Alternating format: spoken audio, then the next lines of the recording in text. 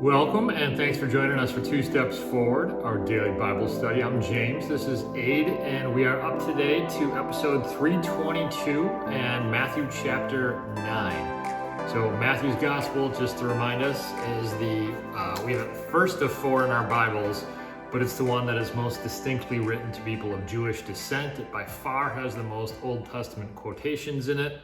We're trying to highlight some of those along the way. But it's people who are very familiar with Jewish culture, and there's a lot of calling out of the Jewish establishment, the religious establishment along the way as well. Anything before we get started, Aid? Okay. Then if you haven't read through Matthew 9 on your own, please pause and do so right now. Here's my personal summary for Matthew 9. Does this pick up my grunts on the podcast? It does. It also picks up, I know some people notice this, whenever I try to make a point and smash the table or something like that, it picks that up too. So we just got to be careful on those sorts of things. But yes, and we also have to talk towards the microphone. That's the other thing too. If we just kind of describe things. I don't ever just look up in the ceiling when I'm talking.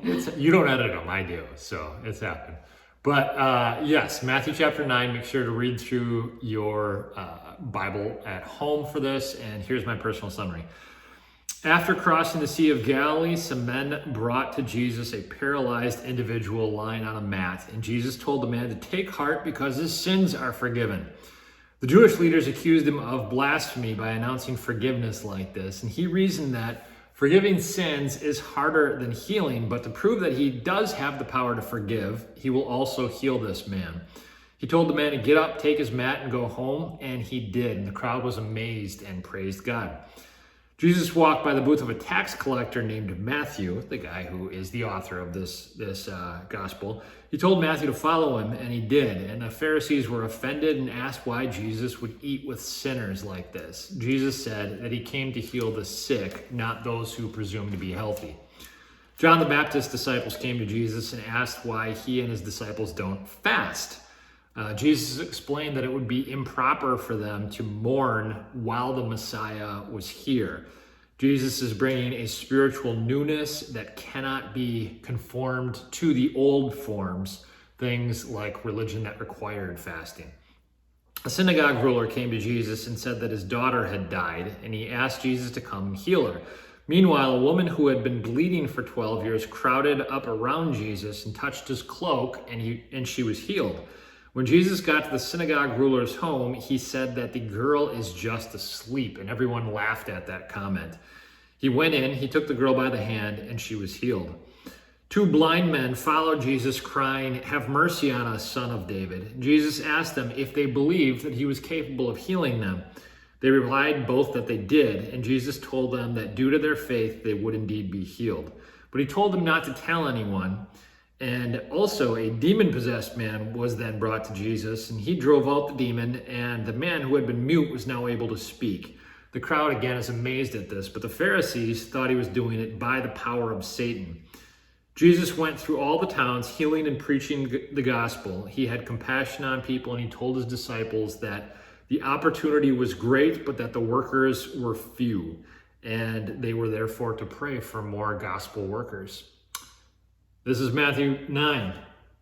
Devotional thought number 1, the power to forgive. So the Jews had a very strong belief that anybody who is suffering from a disability, this was some form of divine punishment for a wrong that they had committed. There's actually a couple different occasions in the Gospels where Jesus has to correct his disciples who think that someone who's lame or blind or whatever, what sin did they or their parents commit that this person, ancient people believed that there was a cause and effect. That was, if someone's going through trouble, they must have, or someone in their family must have done something terrible. And actually, it's not quite as magical and as silly sounding as you might think. So we understand this too, that personal responsibility and culpability. So somebody who drinks excessively and gets in a car and drives and gets in an accident, they get a DUI. I don't think you can shake your fist at God and say, why is this happening to me? Or somebody who consumes alcohol excessively for a prolonged period of time and has cirrhosis of the liver, I don't think you can cry out to God and say, there is no God because this world is chaotic and orderless. Does that person deserve a transplant? Well, that's an interesting medical question. No, it's not a medical question at all. Well, it's an ethical question related to the medical field. Clearly you have opinions, so go ahead. No, I don't know. I don't know how I feel about it. Like, obviously they can't get one until they've stopped drinking. Right. But, they did that to themselves. Yeah. So if someone gets lung cancer from smoking, and you can get lung cancer, people who have never smoked get it, but typically you don't get a lung transplant. Well, but becomes very difficult to do in the healthcare profession is police that. So if a kid is skateboarding and tears up their leg, should they not operate on the kid because he was acting stupid? So I think that's not really the medical profession's job to necessarily police that. Yeah, someone has to, on the transplant committee, has to decide that, but it's not me. But you're right. We're moving into a realm of increased, especially when it's not necessary, or who gets to determine what's necessary. The realm of, since there's always dollars and cents behind it, what exactly is legitimate, covered procedures. And with transplants, there's obviously only so many organs to go around. Yeah, who gets them and what is the likelihood of success and all of that kind of factors into it. But yeah, there was, in the ancient world, there was absolutely this belief of, and we even, again, kind of blame people today, and because we know there is some levels of culpability in, oftentimes. What Jesus actually says here, though, is you have zero right to stand in judgment of somebody because hardship comes for a variety of reasons, some of which are completely outside of our control. And so that's just not our, he can see into the hearts. He should be the judge, not us. Jesus is incredibly sympathetic with this man. The first thing that he does is he announces forgiveness to him. And the reason that's so, there's a couple of different things that people could potentially be offended by here. One, the fact that Jesus is more concerned about the man's spiritual welfare than he is about his, it's not that he's not concerned about his physical welfare, but the first thing he addresses is spiritual welfare. I think modern people are a little offended by that. But the people of Jesus' day, the Pharisees, are actually offended by the fact that he says, announces forgiveness of their sins, his sins. And that's because they rightly understood that only God could truly forgive sins. And so Jesus is making a statement here tantamount to saying, I am God. And so they call him out for blasphemy. If he wasn't God, he would be wrong in saying this. I announce to you the forgiveness of your sins. But to prove that he is God, and because he has compassion on the man, it's a clear opportunity to demonstrate that he is God, and he heals the guy, right? The lacking of forgiveness, so the ability to actually forgive someone is something that God extends to his church. So sometimes we talk about this as the ministry of the keys, that you forgive someone their sins. It's as if Jesus himself is telling them they're forgiven, and vice versa. Lacking forgiveness on either end can be, to use the term here, something of a paralyzing, debilitating illness. So either if you don't forgive other people, and they've wronged you, you're holding on to constant baggage. Otherwise, if you, from their perspective, if you don't forgive them, the relationship is not ever going to be reconciled. Have you ever had somebody refuse to forgive you for something you've done wrong? Yeah. What was, if you can't describe the details of it, which I understand. No, okay. I had a friend who was not a Christian, but knew I was a Christian, and she grew up in a Lutheran church. We would talk about church and Christianity and stuff, and she'd be like, I respect that's your opinion, I just don't believe the Bible. There was no animosity in it. Yeah. And she listened to it, and we were decent friends. And then, we went on a trip together once. Yeah. For a week, just whatever. And she was my friend in nursing school. And then at the end of nursing school, after we graduated, we had gotten together, and apparently I made some discouraging comment about her career aspirations, which, looking back, I was blown away. She was so upset. and I apologized, but then she like literally never talked to me again. Yeah. And sometimes I think like, I wonder how much of it was like, was she just tired of hearing about Christianity, or maybe because she grew up like knowing the Christian faith, was she maybe tired of just like me making her feel guilty, even though wasn't my intent.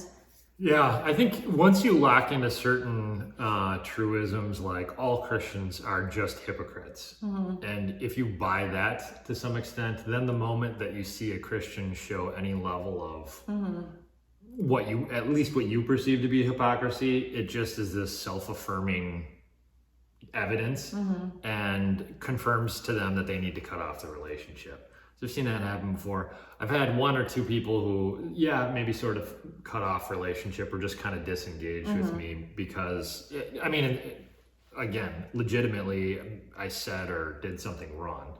So I understand it. But it's hard to carry that. And I have regret. I mean, I can think of one specific relationship that I, just regret a lot, and I just didn't handle it well. And I understand why I don't think it's healthy. It's obviously not healthy for us in a reconciliation standpoint. I don't think it's healthy for that other person to not forgive either, though. So, all right. So there's a benefit to both sides and both parties in the realm of forgiveness, namely to be able to let things like wrongs go. And Jesus rightly prioritizes that in his interactions with the man. All right, so devotional thought number 2, all people need Jesus. And what I want to use this point as is we're going to talk about Jairus, the synagogue ruler. And then in the midst of this story, there's no other story that I'm aware of like this in the Gospels, where there is a story nestled into a bigger story. So you have the story of the woman who has been bleeding for 12 years, nestled into the story of Jairus' daughter being raised from the grave. And what is very clearly being done here is an intentional juxtaposition. You see this throughout Scripture in a couple different places, but let me just show you what it is here so that it doesn't seem like just a weird aside. So in the middle of this chapter, you have Jairus and the woman, different people, both are falling at the feet of Jesus. Jairus is a Jewish leader. This woman is anonymous. She's got no name and no prestige that we're aware of. Jairus is a synagogue leader. This woman has to have stayed outside of Jewish worship because of her bleeding condition. So she has self-opted out because she wouldn't be allowed in because she would be perceived as unclean. 3, Jairus came pleading on behalf of his daughter. The woman came on behalf of her own. 4, Jairus' daughter was healthy for 12 years but had died, but this woman had been unhealthy for 12 straight years. 5, Jairus' need was very public. Everybody is well aware of this. This woman, however, is keeping things pretty privately to herself. Only Jesus understood. And yet, despite their differences, they both trusted Jesus. They both acted upon that trust. And in both cases, Jesus met their need. What Matthew is doing here is a very intentional author recording of juxtaposition that's supposed to help you see and contrast a couple of different things. Basically here, the point is that everyone from every walk of life will find answers to their deepest hurts at the feet of Jesus. Okay? My question to you is, I think this juxtaposition point is sort of I think it's often just missed by kind of casual studiers of the Bible. Can you think of some famous examples in the Bible of what are very clear, now that you're thinking about it, very clear intentional juxtapositions? Maybe Rahab. And? Because she was a prostitute, but she was helping God's people. Okay, so she would be she would be certainly kind of an unpredictable or a unique character. I guess I'm thinking more along the lines of a juxtaposition between two people. So you have two, and they are clearly, God is making a point of contrasts. Nothing coming to mind? I can mention some and see if that. Okay. So from early on in the Bible, like I think right off the bat, Cain and Abel. There you go. God does this in Genesis 4, like literally right after the fall into sin in Genesis 3. You have a contrast in Genesis 4 between two worshipers and two people who are bringing offerings to God, right? A little bit later, also in the patriarchs, you get the story of Jacob and Esau, right? Very clearly, these are supposed to be related to one another in some respects. I think the kingdom of Saul and David are very clearly supposed to be contrasts. And maybe the most famous one of all, and the Gospels record this really well, is Peter and Judas Iscariot, who go through almost exact same like narrative curves, but one of them dies in suicide in, You mean desperation. They both denied Christ? They both denied Christ at the most critical hour. And yet one falls into despair and one is reinstated into ministry, and actually a more powerful minister than before. So just look for it. That is not a comprehensive list. You see this, almost every book of the Bible will do this to you. It'll show you intentional characters positioned next to each other to show a contrast between the two. All right. Devotional thought number 3 then, praying for young people in ministry. So I think you got to start with the fact that, of course, God could do all the ministry himself. He doesn't. He chooses to send his spirit and invite his people into participating in gospel ministry. But what he also tells us, and Jesus is saying it, interestingly, even here to his disciples, is he's saying there's such an enormous amount of spiritual labor to be done, like the sowing of gospel seeds and the harvesting of the fields and the training and equipping of disciples. And essentially, he just says that the church is just desperate. It's desperate for more people doing ministry. And he commands the disciples to pray for more workers. Now, that can mean 2 things, probably. One, it means that all Christians take up the work of the church in their local churches. So that's like personal ministry. But 2, it probably also means asking God to bring forth more public ministers. So it's the universal priesthood, but it's also the public role of leaders in churches who are trained in the word to help and guide and lead and teach the church. Okay.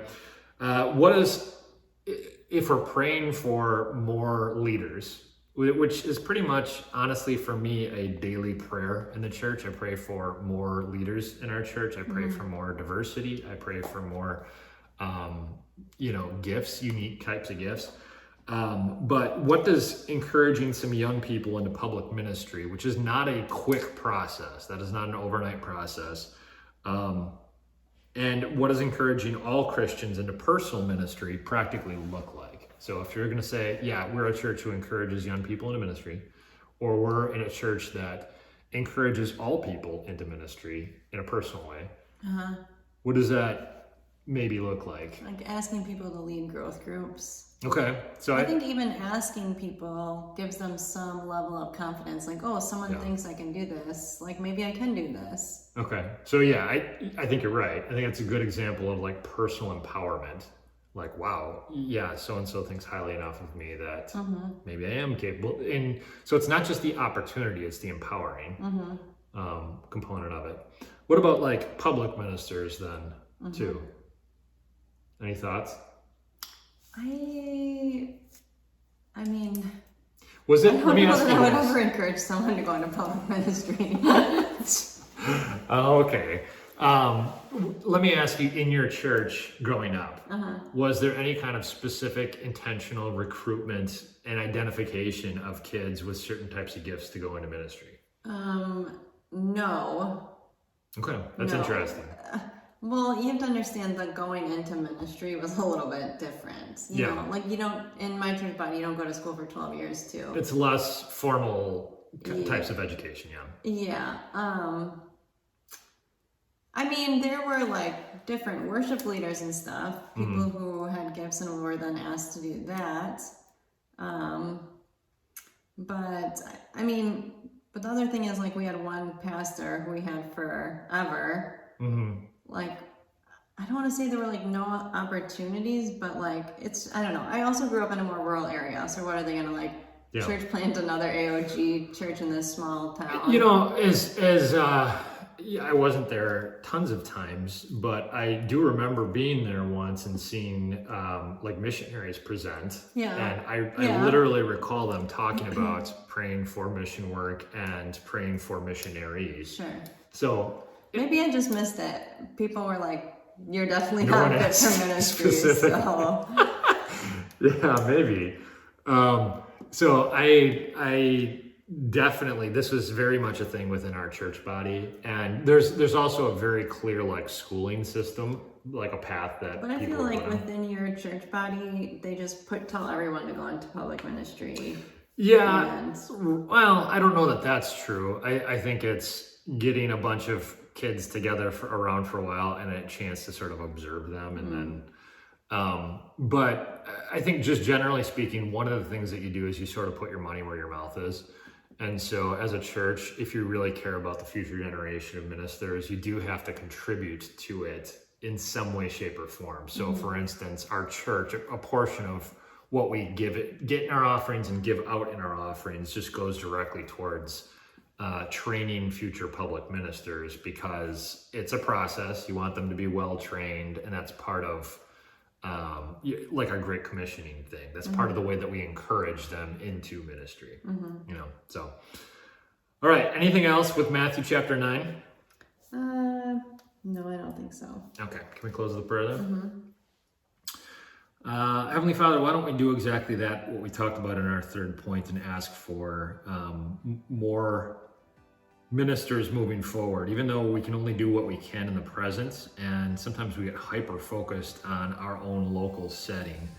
When we're thinking about the kingdom at large, it's important for us to think about future ministers that require training and encouragement and support along the way. I know that I had many people along the way that encouraged me, and I probably couldn't have done it without them. So I'm appreciative of that, and I ask that all of us encourage young people as we see fit to consider public ministry, and then when they are considering public ministry, to encourage them and pray for them along the way. I can think of a couple different individuals from our church who are thinking about and training for ministry. We ask that you give them all the resources they need and let them glorify you. In your name we pray. Amen. Thanks for studying with us. We'll see you next time for Matthew chapter 10.